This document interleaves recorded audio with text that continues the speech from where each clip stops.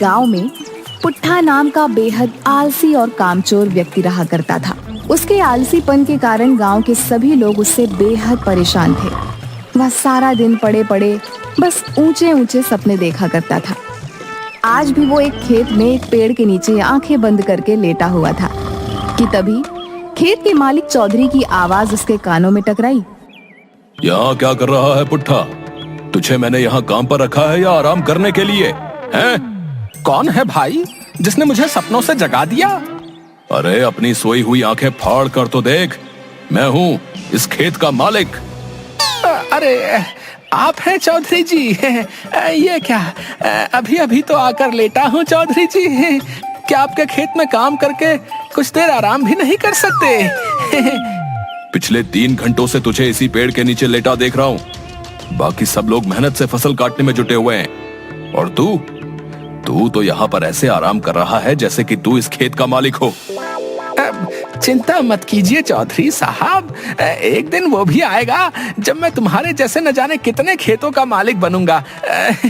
दरअसल बात यह है कि ये छोटे मोटे काम मेरे लिए नहीं बने हैं, मैं कुछ बहुत बड़ा करने के लिए बना हूँ। हाँ पुट्ठा, मैं तो तुझे धक्के देकर उसी दिन निकाल देता जिस दिन मैंने तुझे काम पर रखा था, मगर क्या करूं, तेरी पत्नी के आंसू देखकर मैं पिघल गया। लेकिन अब मैं और ज्यादा तुझे बर्दाश्त नहीं कर सकता। मैं यहाँ पर मजदूरों को काम करने की तनख्वाह देता हूँ, आराम करने की तनख्वाह नहीं देता। ठीक है, अगर आप मुझे काम पर नहीं रखना चाहते तो मुझे कोई फर्क नहीं पड़ता, लेकिन 10 दिन जो मैंने जी तोड़ करके मेहनत की है उसके पैसे तो मुझे दे दो। तेरा दिमाग तो ठीक है पुट्ठा, पिछले 10 दिनों में तूने 12 घंटों में 12 मिनट भी काम नहीं किया। किस बात के पैसे? देखो चौधरी, किसी गरीब को दबाना अच्छी बात नहीं होती।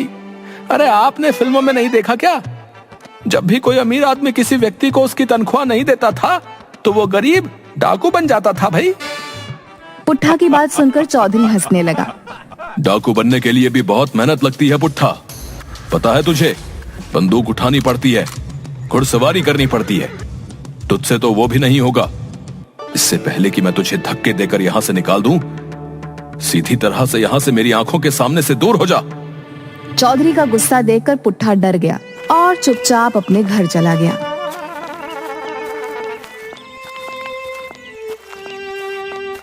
दोपहर के वक्त पुट्ठा को घर पर देखकर उसकी पत्नी शर्मीली को गुस्सा आ गया।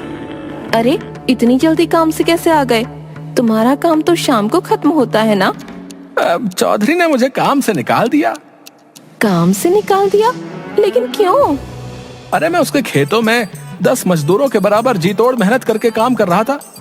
कुछ मिनट पेड़ के नीचे आराम करने के लिए क्या बैठ गया है, वो बुरी तरह से भड़क गया। हे भगवान,